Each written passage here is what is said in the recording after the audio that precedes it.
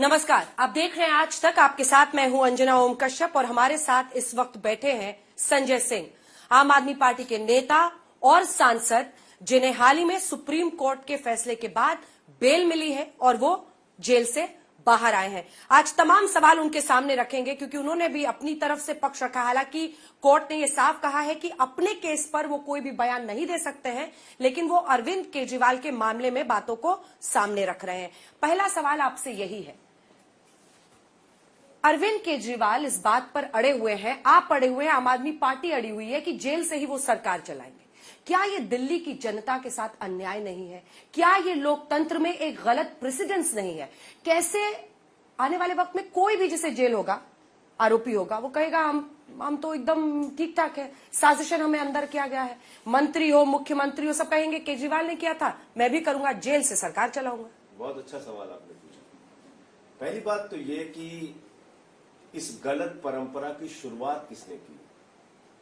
देश की तानाशाह सरकार ने, जो निर्वाचित मुख्यमंत्री को बिना किसी सबूत, बिना किसी दोष, बिना किसी साक्ष्य के सीधे गिरफ्तार कर रही है। दिल्ली के मुख्यमंत्री अरविंद केजरीवाल जी के खिलाफ है क्या, ये तो बताइए पहले आप।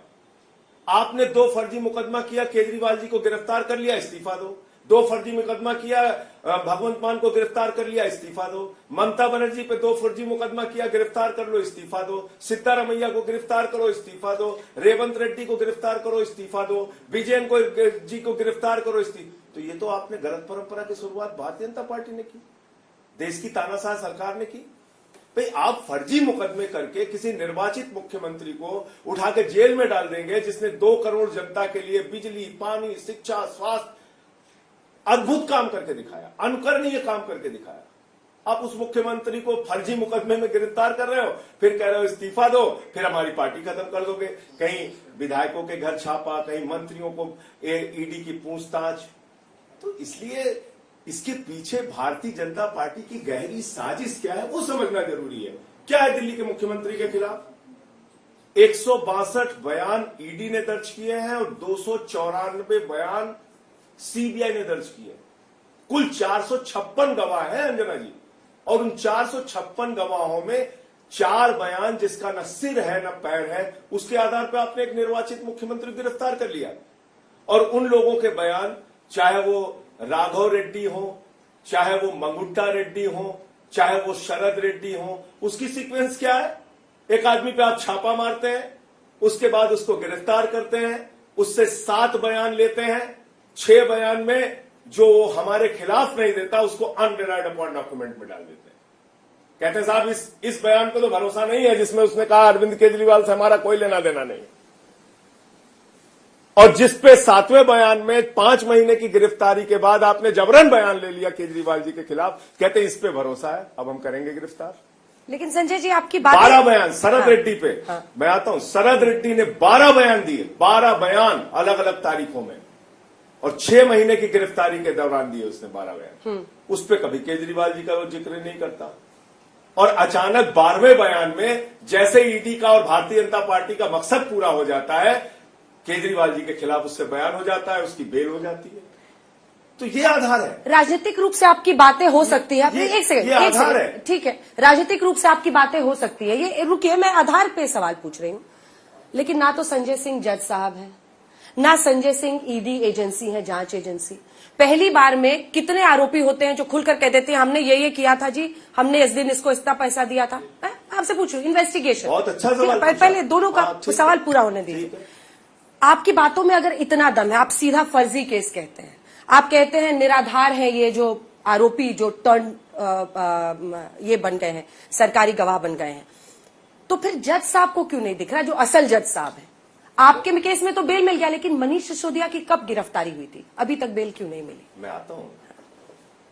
पहली बात तो आपने कहा कि ना तो मैं जज हूं, ना तो केजरीवाल जी जज है, ना मनीष सिसोदिया जज है, आम आदमी पार्टी वाले तो जज नहीं है। बिल्कुल सही आपने कहा। तो नरेंद्र मोदी जी भी जज नहीं है, भारतीय जनता पार्टी वाले भी जज नहीं है, और ना ईडी वाले जज है, ना सीबीआई वाले जज हैं। अब फेयर इन्वेस्टिगेशन के जो तथ्य, मैं तो कोई अपनी तरफ से बात नहीं कर रहा हूं ना अंजना जी, जो तथ्य सामने है मैं तो वो कह रहा हूं। आप एक निष्पक्ष जांच एजेंसी हैं अगर, तो आपने 6 वो बयान जो अरविंद केजरीवाल के खिलाफ नहीं है उसको छिपाया क्यों? 10 वो बयान शरद रेड्डी के जो अरविंद केजरीवाल के खिलाफ नहीं है उसको छिपाया क्यों? राघव मंगुंटा रेड्डी के 2 वो बयान जो केजरीवाल के खिलाफ नहीं है उसको क्यों छिपाया? अगर आप निष्पक्ष एजेंसी है तो 2 नाम तो ये भारतीय जनता पार्टी द्वारा एक गहरी साजिश दिल्ली की सरकार को और आम आदमी पार्टी को खत्म करने के लिए, अरविंद केजरीवाल जी की राजनीति को खत्म करने के लिए है, इसलिए हम इनसे लड़ रहे हैं। तो जज ने फैसला थोड़ी दे दिया अरविंद केजरीवाल जी के खिलाफ। आप मुझे बताइए, बेल ना मिलना एक अलग प्रक्रिया है, एकदम ठीक आपने कहा। मैं आपसे कहता हूं, आप कहती हैं भाई न्यायालय से न्याय नहीं मिला, नहीं ये नहीं कहा, बेल नहीं मिली कहा। बेल नहीं मिली, ठीक है, बेल नहीं मिली। लोअर कोर्ट का फैसला होता है अंजना जी, उसको डिस्ट्रिक्ट कोर्ट बदल देती है। इसका मतलब डिस्ट्रिक्ट कोर्ट लोअर कोर्ट के फैसले से असहमत है, डिस्ट्रिक्ट कोर्ट का फैसला हाई कोर्ट बदल देती है। इसका मतलब डिस्ट्रिक्ट कोर्ट के फैसले से हाई कोर्ट असहमत है। हाई कोर्ट का फैसला सुप्रीम कोर्ट बदल देती है। इसका मतलब सुप्रीम कोर्ट हाई कोर्ट के फैसले से असहमत है। और सुप्रीम कोर्ट के तो 5 जजों का फैसला हमारे प्रधानमंत्री जी बदल देते हैं जो दिल्ली सरकार के हक में है। इसका मतलब सुप्रीम कोर्ट के फैसले से भी प्रधानमंत्री जी असहमत है। सर ऐसे केस में थोड़े तो मैं ये कह रहा हूं पार्लियामेंट से कोई फैसला नहीं हो पाएगा, लेकिन मैं ये कह रहा हूं कि ये तो है कि सुप्रीम कोर्ट ने आपको बेल दे दी, मनीष सिसोदिया को अभी तक क्यों नहीं? इतने बेल ना मिलना किसी का दोष सिद्ध हो गया ये नहीं होता है अंजना जी। पर आपने तो इसकी जीत बताई है ना कि अब जेल के ताले टूट गए, केजरीवाल भी निकलेंगे। ये हमारा विश्वास है निकलेंगे, क्योंकि उन्होंने कोई गुनाह कोई गलती की ही नहीं। रिश्वत तो लिया है भारतीय जनता पार्टी ने, लेकिन 55 करोड़ का घोटाला भारतीय जनता पार्टी ने किया है। 9 नवंबर को गिरफ्तारी होती है शरद रेड्डी की, 10 नवंबर की गिरफ्तारी होती है, 15 नवंबर को पहले 5 करोड़ रुपए की पेशगी वो चढ़ाता है भारतीय जनता पार्टी को और 55 करोड़ की रिश्वत देता है। ये जिस केजरीवाल जी आप बात कर रहे हैं वो 2021 से इलेक्टोरल बॉन्ड्स और पैसा बीजेपी को दे रहा है। बहुत अच्छा, 66%, ठीक है। उसकी अरेस्ट के बहुत पहले की बात है, ये 1 साल पहले की बात है, तब से वो इलेक्टोरल बॉन्ड्स दे रहा है। तीन हिस्से हैं इसके। दूसरा 66% उसका पैसा गया है बीजेपी को। बीआरएस को भी वो 2022-23 लगातार इलेक्टोरल बॉन्ड्स और पैसा दे रहा है, टीडीपी को दे रहा है। तो अगर ये राजनीतिक उगाही है तो वो बीआरएस को पैसा क्यों दे रहा था जिसके साथ आपकी करीबी का आरोप है? बहुत बढ़िया आपने सवाल पूछा जी। भारतीय जनता पार्टी जो देश की सबसे बड़ी पार्टी है, जो दिल्ली के ऊपर दिल्ली की सरकार पे शराब घोटाले का आरोप लगा रही है, उसको तो मालूम है ना कि राघव रेड्डी कौन है, मंगुंटा रेड्डी कौन है, उसको तो पता है ना अंजना जी। पता है कि नहीं बताइए आप? और उसकी गिरफ्तारी हो रही है ये भी उनको पता है। उसको किंग पिन बताया जा रहा है, मुख्य इस घोटाले का घोटालेबाज बताया जा रहा है, ये भी ईडी को पता है। मनीष सिसोदिया के अकाउंट सीज हो जाएंगे, बाकी लोग जो गिरफ्तार होंगे अकाउंट सीज हो जाएंगे। उसका अकाउंट कैसे नहीं सीज हुआ मुझे बताइए आप? 10 नवंबर की गिरफ्तारी के बाद 15 नवंबर को उसके 5 करोड़ रुपए भाजपा को चंदा कैसे चला गया? और क्या भाजपा को 55 करोड़ रुपए मिल गए उनके शीर्ष नेताओं को पता नहीं चला? तो 21 से पैसा दे रहा था सर, वो 2021 से पैसा दे रहा है। नहीं, ये गिरफ्तारी के बाद के आंकड़े बता रहा हूं मैं आपको। वो तो 5 करोड़ पहले का है जो आप कह रही हैं। वो गिरफ्तारी के पहले का 5 करोड़ है और गिरफ्तारी के बाद का 55 करोड़ है। आप शायद कंफ्यूज हो रहे हैं, इसको क्लियर करने। मैं नंबर्स मेरे पास है, सारे नंबर्स है, कब उन्होंने 2021 में भी पैसा दिया है, 2022 में भी दिया है। और अरबिंदो फार्मा ने, जिसको आप लोग कोट कर रहे हैं कि डायरेक्ट कोरिलेशन कर रहे हैं। अच्छा, बीआरएस को क्यों पैसा दे रहा था? बीआरएस वालों से पूछिए। हम तो भाजपा से सवाल पूछ रहे हैं, जो हमसे हमारे ऊपर सवाल उठा रहे हैं। मैं भाजपाइयों से पूछ रहा हूं, तुमने शराब घोटाला क्यों किया? एक शराब घोटालेबाज से, किंग पिन से तुमने 55 करोड़ की रिश्वत क्यों ली? तुम्हारे कितने नेताओं की अब तक गिरफ्तारी हुई? कितने के घर ईडी के छापे हुए? कितने के घर सीबीआई के छापे हुए? ये तथ्य सामने आने के बाद एलजी ने चिट्ठी क्यों नहीं लिखी अब तक जांच की? आप बताइए ना। मंगुंटा रेड्डी की बात आप बार बार कर रहे हैं। वो एक सांसद है और फिर चुनाव लड़ रहे हैं। आपने दिखाया पीएम की तस्वीर लगा रहे हैं, आपने पीएम के साथ तस्वीर दिखाई। लेकिन प्रश्न ये है कि अगर वाकई साजिश होती तो अरेस्ट करके आर्म ट्विस्टिंग करने की जरूरत क्यों पड़ती? एक चीज आप बताइए मुझे, पीएम के साथ उनकी फोटो आ गई, उनकी तस्वीर आ गई, वो मुद्दा नहीं है। वो प्रधानमंत्री का फोटो लगा के वोट मांग रहा है जनता से, वो मुद्दा नहीं है। लेकिन केजरीवाल के साथ उसने अपने चैरिटेबल ट्रस्ट के लिए जमीन मांगने के लिए एक सांसद के तौर पे मीटिंग की, वो मुद्दा है। वो आधार है गिरफ्तारी का केजरीवाल जी की, ये आरोप है।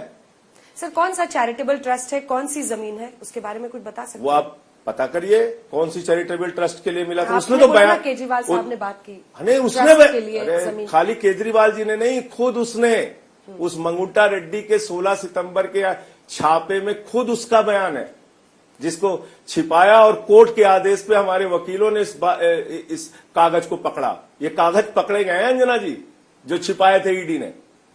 पुराने बयान छिपाने का, और वो एक आधार आपका भी रहा। हालांकि आपके केस के बारे में बात नहीं करेंगे, लेकिन देखिए एक सवाल है कि मनगुंटा रेड्डी, कोई भी जो केस जांच के का एक तरीका होता है ना सर, पहली बार में थोड़ी आरोपी बता देता है फला फला ये वो हमने ये किया। चैरिटेबल ट्रस्ट में आपसे बोल रही हूँ, चैरिटेबल ट्रस्ट की उसने बात की, धीरे धीरे शायद वो खुला और फिर उसने तमाम फैक्ट्स किए। ये एक दलील उनके पक्ष में जा सकती है। दूसरी, ऐसे ईडी के किसी भी इन्वेस्टिगेशन में आरोपी को ही सरकार की तरफ से अगर वो चाहे तो वो सरकारी गवाह बन सकता है ना। जो मुख्य आरोपी हैं शायद अरविंद केजरीवाल चाहे भी तो नहीं बन सकते, लेकिन मनीष सिसोदिया बन सकते हैं। जो को कॉन्स्पिरेटर्स माने जाते हैं उन्हीं में से किसी एक को सरकारी गवाह बनाकर वैसे ही जांच आगे बढ़ती है। ये तय प्रक्रिया है। जो आप शरत रेड्डी या मनगुंटा रेड्डी या इन तमाम लोगों पर सवाल खड़े कर रहे हैं, आपने बिल्कुल इसमें क्या गलत है? एकदम सही कहा आपने। लेकिन उनके 6 पहले बयान जो हमें निर्दोष साबित करते हैं, जिसमें वो कहीं मेरा जिक्र नहीं लेता, उस पे हम विश्वास नहीं करेंगे, उसको गिरफ्तार करके जेल में डालेंगे। और जो एक बयान उससे 6 महीने बाद की गिरफ्तारी के बाद लिया जाएगा, पहले वो कह रहा है हम अरविंद केजरीवाल से नहीं मिले, नहीं जानते, शरद रेड्डी का बयान है। और 12वें बयान में 10 बयान में कह रहा है हमारे अरविंद केजरीवाल से कोई लेना देना नहीं। 12वें बयान में कह रहा है आप 12वां मान रहे हैं, 10 छिपा रहे हैं। ये क्या है? अगर चलिए ठीक है, आपकी बात भी मान लेता हूं कि 10 मान लीजिए 12वें बयान में आपने छिपाया क्यों 11 बयान, इसका कारण बताइए। आप तो निष्पक्ष जांच एजेंसी है ना, आपका तो काम है हमें दोषी सिद्ध करना ना। कोर्ट के सामने क्यों नहीं रखा आपने ये बयान? भाई आपने वो सारे बयान किस लिए लिए हैं? अपने दफ्तर में सजाने के लिए? ईडी का दफ्तर कोई म्यूजियम है? आपने कोर्ट के सामने वो बयान रखने के लिए लिए हैं और उस बयान के आधार पे हमें दोषी साबित करने के लिए वो बयान लिए ना, तो उसको आपने छिपा क्यों लिया? ये गहरी साजिश है भारतीय जनता पार्टी की। अगर ये साजिश है तो अब आम आदमी पार्टी की मुश्किलों पर जरा आते हैं, क्योंकि ऐसा लग रहा है कि आपकी पार्टी एक लीडरशिप क्राइसिस फेस कर रही है। क्या ये सच है? इसके पीछे भी सवाल है। अब आप आ गए हैं बाहर तो आप काम संभालिए, क्यों ऐसी मुश्किल में डालना है सरकार को? तो कहां मुश्किल में है? तो कौन कैबिनेट की बैठक कैसे होगी? किस प्रकार से मुश्किल में है कैबिनेट की बैठक कैसे? देखिए अंजना जी, भाजपा की चालबाजियों को, राजनीति को हम लोग खूब समझते भी हैं और उनसे खूब मुकाबला भी हमने किया है। मणिपुर में 1 साल तक हिंसा होगी, एक फौजी की पत्नी को निवस्त करके घुमाया जाएगा, हिंसा की आग में मणिपुर को झोंका जाएगा और वहां इस्तीफा नहीं होना चाहिए मुख्यमंत्री का। देश के गृह राज्य मंत्री का बेटा 4 किसानों को अपनी जीप से कुचल देगा, उसका इस्तीफा नहीं होना चाहिए। हमारी पहलवान बेटियों को न्याय नहीं मिलना चाहिए। केजरीवाल जो अच्छी शिक्षा दे रहे हैं, बिजली दे रहे हैं, पानी दे रहे हैं, बस की फ्री यात्रा दे रहे हैं, बुजुर्गों को तीर्थ यात्रा करा रहे हैं, उनका तुरंत फर्जी मुकदमे में गिरफ्तार करो, इस्तीफा करो। ये बहुत गलत परंपरा की, लोकतंत्र की हत्या करने की शुरुआत है। और अगर ये परंपरा है तो मैंने तो पहले दिन ही आके कहा अंजना जी, ये खतरनाक परंपरा है। देश के प्रधानमंत्री को भी इम्यूनिटी नहीं है कानून में। कल को अगर बंगाल में 5 मुकदमा हो गया, जाएंगे प्रधानमंत्री जी जांच में शामिल होने के लिए। कल को केरल में 3 मुकदमा अमित शाह जी के खिलाफ हो गया, वो जाएंगे जांच में शामिल होने के लिए। तो इसलिए कानून की नजर में अगर बराबर की बात, राष्ट्रपति और राज्यपाल को ही खाली इम्यूनिटी है, प्रधानमंत्री जी को भी इम्यूनिटी नहीं है, तो गलत परंपरा शुरू हो जाएगी। उनको किसी प्रकार की छूट नहीं है। तो आप ऐसे निर्वाचित मुख्यमंत्रियों को बिना किसी सबूत, बिना किसी आधार पे, किसी के 456 गवाहों में 4 बयानों पर दबाव बना के लेके उसका कोई, अच्छा ठीक है, आप घोटाले में कोई रिकवरी नहीं, लेकिन तीनों का नाम, कोई प्रॉपर्टी का अटैचमेंट नहीं, कुछ नहीं। देखिए मैं बार बार पॉलिटिकल सवाल पे आ रही हूं, आप वहां जा रहे हैं, तो मुझे एक काउंटर इस पे बहुत बड़ा है। बोलिए। चाहे वो तीनों ही, मतलब चाहे वो मनगुंटा रेड्डी हो, राघव रेड्डी जिनकी आप उनके बेटे की बात कर रहे हैं, चाहे वो श्रीनिवासलू रेड्डी हो, चाहे वो शरत रेड्डी हो, राघव मनगुंटा जिनकी आपने बात की है, इन सब का जो बयान है वो judicial magistrate under section 164 of CrPC में ये ताकि ये रजिस्टर किया गया है जो ये साफ अपने आप में बताता है कि वो अपने फ्री विल से मजिस्ट्रेट के सामने ये बयान दे रहे हैं, फिर ये क्या वैलिड नहीं है? देखिए अंजना जी 6 महीने हो गया जेल में, और उसके बारे में जरा बताइएगा। खूब कानून जान लिया मैंने, खूब समझ लिया, पीएमएलए, दिल्ली के जेल के नियम सब पढ़ लिया, जान लिया। और इसी सेक्शन 45 में आपको बेल मिली ना सर? उसी पीएमएलए में ऐसे, उसी पीएमएलए में ऐसे कानूनी प्रावधान है जिससे बेल मिलना मुश्किल होता है। मैंने आपको, लेकिन आपको मिला ना सर सेक्शन 45 में? तो इन लोगों को भी मिल जाएगा, थोड़ा इंतजार कर लीजिए। मैं पढ़ के सुनाऊं आपको कोर्ट ने क्या कहा है ना, कोर्ट ने क्या कहा है, मैं आपको पढ़ के सुनाती हूँ। एक सेकंड सर, एक सेकंड। कोर्ट ने साफ कहा है, we clarify that the concession given in the court today, यानी आज जो हम छूट दे रहे हैं बेल देकर, would not be treated as precedent, यानी ये आधार नहीं बनेगा बाकी लोगों की बेल के लिए। अच्छा, ये कहा ना? ठीक है, मैं अपने केस के बारे में बात नहीं करूंगा, नहीं कर सकते, लेकिन लोअर कोर्ट और हाई कोर्ट ने मेरे बारे में क्या कहा था, पहले क्या कहा था, जिसको आपने चलाया भी होगा, क्या क्या नहीं कहा था, मैं नहीं बोलूंगा क्योंकि मुझे अपना अधिकार नहीं है बोलने का। अभी उस पर नहीं चर्चा करें तो करें। सुप्रीम कोर्ट ने जाके आपको राहत दी ना, तो ये लोग भी तो बहुत पहुंचे ना। तो इसलिए मैं कह रहा हूँ वो न्यायिक प्रक्रिया, पर ये चारों बयान इंतजार कर लीजिए ना। सेक्शन 164 ऑफ सीआरपी एक भी नहीं टिकेगा, एक भी नहीं टिकेगा, क्योंकि वो सबूतों के साथ उसका मेल कराना होता है ना। बयान 164 का आपने दिया, जज के सामने दिया, लेकिन जज के सामने दिए गए बयान को भी सबूतों के आधार पे उसका मेल कराना जरूरी होता है। सबूतों के आधार पे मेल कहां हुआ,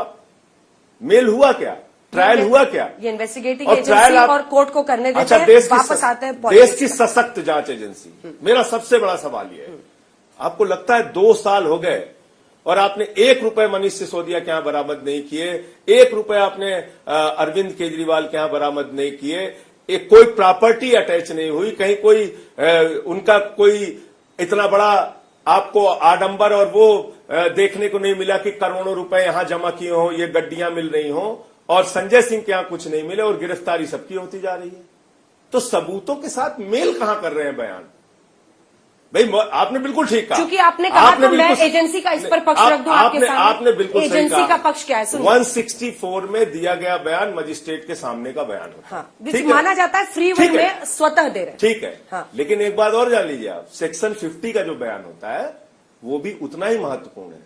जब सेक्शन 50 का बयान मुझसे लिया गया अंजना जी, तो मैं अपना फिर नहीं बोलता हूं, चलिए, जिससे भी सेक्शन 50 का बयान लिया जाता है उसको ये बताया जाता है ईडी के द्वारा, जिससे भी लिया जाता है, और आप चाहे ईडी के अधिकारियों से कंफर्म कर लीजिएगा अगर मैं कुछ गलत कह रहा हूं तो, उसको ये बताया जाता है कि देखो अगर तुमने सेक्शन 50 में कोई गलत बयान दिया तो ये प्रावधान है कि तुम्हें उसके खिलाफ कार्रवाई होगी। ये प्रावधान है सेक्शन 50 का। आप ईडी के अधिकारियों से भी कंफर्म कर लीजिएगा और किसी वकील से भी कंफर्म कर लीजिएगा। तो 7 बयान जो मंगुट्टा रेड्डी के आते हैं ईडी के सामने, उसमें से 6 बयान पे सेक्शन 50 की कार्रवाई क्यों नहीं हुई? उसके 6 बयान को गलत मान के उसके खिलाफ कार्रवाई क्यों नहीं हुई? पहले तुमने केजरीवाल के बारे में क्यों नहीं बताया? कोर्ट को ये सब बता रहे हैं ना आप लोग, अब देखते हैं कोर्ट क्या करता है। ठीक है, इसीलिए मैं कह रहा हूं समीर महेंद्रू प्रतीक्षा कीजिए, किसी सबूत से कोई बयान मेल नहीं खाएगा। ये घोटाला भारतीय जनता पार्टी ने किया, 55 करोड़ की मनी ट्रेल मिल चुकी है। अब तक एलजी साहब ने भाजपाइयों के खिलाफ जांच क्यों नहीं शुरू कराई? मुझे इस पे आश्चर्य है। इसके जो डिटेल्स है लीगल, उस पर 2 सवाल और मेरा है, उसके बाद हम लोग जरा पॉलिटिक्स पर जाएंगे सीधा। समीर महेंद्रू को अरविंद केजरीवाल का ये कहना, जो समीर महेंद्रू ने बताया है कि विजय नायर इज माय बॉय, ये एक महत्वपूर्ण कड़ी मानी जा रही है। और संजय जी, ये बात भी एक सच्चाई है, पता नहीं आप कैमरे पर इसको स्वीकारें ना स्वीकारें, विजय नायर की जो घुसपैठ आम आदमी पार्टी में हो चुकी थी उससे आप जैसे नेता भी चिंतित थे, जितना मुझे पता है। विजय नायर, उसकी भूमिका क्या थी? वो कैसे एक व्यक्ति ऐसा जो कि पॉलिटिकल नहीं था, वो he was calling the shots. एक वक्त पर आतिशी जी का उसने पूरा इलेक्शन कैंपेन संभाला, वहां से अरविंद केजरीवाल के वो इतना करीबी हो गया।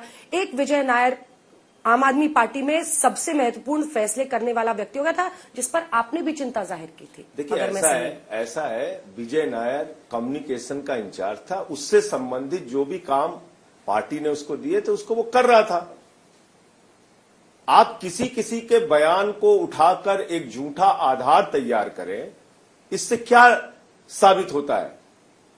मैंने बताया सिर्फ 4 बयान जिसमें अरविंद केजरीवाल जी का जिक्र है। राघव रेड्डी, मंगुंटा रेड्डी, शरद रेड्डी श्री अरविंद। बयान कुल दोनों एजेंसियों के सामने कितने हुए? 456 गवाहों के बयान, और इन 4 बयानों को भी जबरन जेल में रखकर 6 महीने जेल में रखने के बाद लिए गए। और इसके पहले भी इन्हीं लोगों ने, एक ने बाप बेटे ने मिला के 10 बयान दिए और दूसरे ने 12 बयान दिए, और 11 बयान दूसरे शरद रेड्डी के छिपाए गए, और 8 बयान बाप बेटे के उधर छिपाए गए। जो ये मनगुंटा रेड्डी वाला एंगल है, उसी में आखिरी सवाल ये जो लीगल अच्छा, है। वो प्रधानमंत्री की फोटो लगा के वोट मांग रहा है। भाई ऐसे आदमी को क्यों आप अलाउ कर रहे हैं कि वो आपकी फोटो? अब तो क्लियर है ना अंजना जी, आज की तारीख में तो क्लियर है ना कि वो शराब का आपने लिखा ना किंग पिन, हमने तो नहीं लिखा, ईडी ने लिखा ना कि शरद रेड्डी किंग पिन है। इसमें आरोप यह है कि के कविता के जरिए जो विजय नायर कोऑर्डिनेट कर रहा था, सुनिए तो जो उनका ईडी का पक्ष है वो सुनिए, तभी तो जवाब दे पाएंगे आप। के कविता के जरिए मनगुंटा रेड्डी को अप्रोच किया गया कि इतने पैसे देने हैं, 100 करोड़ का 50 करोड़ देना था, और उसके बाद हवाला के जरिए ये तय हुआ कि 25 करोड़ दिए जाएंगे। सुनिए तो फिर गोवा में जो आपके उम्मीदवार है उनका बयान है गोवा के उम्मीदवार का कि मुझे पैसा यहां पर चुनाव में, ये इंपॉर्टेंट है कि चुनाव में मुझे पैसा यहां पर कैश में दिया गया ताकि उसका इस्तेमाल किया जा सके, और वही लिंक ईडी बना रही है कि वो पैसे हवाला के जरिए खर्च कर दिए गए हैं। ये उनका कहना है मनी ट्रेल पर, इसीलिए बरामदगी नहीं हो पा रही। इसका आपका सवाल पूरा हो गया आपका? जी। और जो आप कह रही हैं सुनिए तो, मैं तो सुनता हूं आप लोगों को, और जेल में आज तक आता था, आपको बता दूं। अच्छा, आप देख रहे थे वहां आज तक आप लोगों के सारे कार्यक्रम देख रहा था। क्या बात है, हल्ला बोल देख रहे थे? हल्ला बोल भी देख रहा था। तो इसलिए आपके सवाल मैंने सुने नहीं, ऐसा नहीं है, बहुत सुने, वहां भी रह के सुने, आज भी सुन रहा हूं, और मैं तो चाहता हूं ज्यादा से ज्यादा सवाल मीडिया पूछे, जिससे हम लोग देश के सामने एक एक सच्चाई बयान कर सकें कि केजरीवाल का गुनाह दरअसल यह है कि वो अच्छी शिक्षा, स्वास्थ्य, बिजली, पानी के लिए एक बेहतरीन सरकार चला रहे हैं। आपने जो गोवा चुनाव का उदाहरण दिया, गोवा चुनाव में प्रचार के लिए कहां यह साबित हुआ कि अरविंद केजरीवाल या मनीष सिसोदिया या संजय सिंह या कोई भी व्यक्ति रिश्वत के पैसे का इस्तेमाल कर रहा है?